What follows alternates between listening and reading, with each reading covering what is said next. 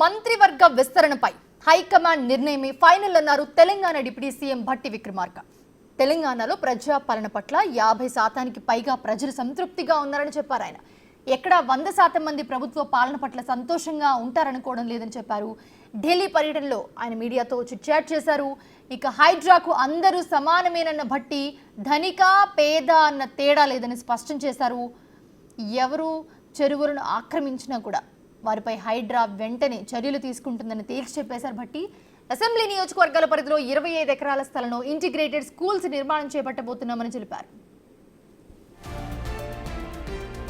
అలాగే రైతు భరోసాను సంక్రాంతి నుంచి అమలు చేయనున్నట్లుగా ఇప్పటికే ప్రకటించామని అన్నారు.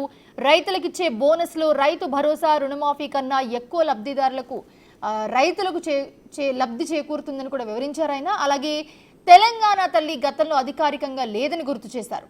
అసెంబ్లీ సమావేశాలు ఎన్ని రోజులు జరగాలన్న నిబంధన లేదని చెప్పారు. బీఆర్ఎస్ అధికారంలో ఉన్నప్పుడు అసెంబ్లీ రూల్స్ మార్చారని చెప్పారు.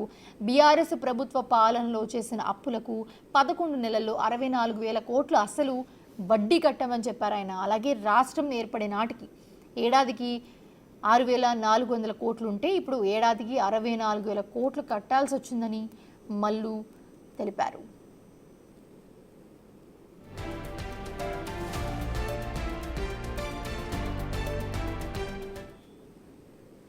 తాము కేసీఆర్ పాలన కంటే మెరుగైన పాలన తమ ప్రభుత్వంలో అందిస్తున్నామని పేర్కొన్నారు. తమ ప్రభుత్వ పాలనపై దృష్టి పెట్టింది అందుకే అని చెప్పి ప్రచారంలో వెనుకబడ్డామని కూడా చెప్పారు. 10 ఏళ్ల తర్వాత హాస్టళ్లకు ఇచ్చే డైట్ ఛార్జీలు పెంచామని తెలిపారు. డిసెంబర్ 14 నుంచి రాష్ట్ర వ్యాప్తంగా హాస్టల్స్లో ఎమ్మెల్యేలు, మంత్రులు, అధికారుల తల్లిదండ్రులు అలాగే విద్యార్థులతో కలిసి భోజనం చేస్తామని ప్రకటించారు భట్టి.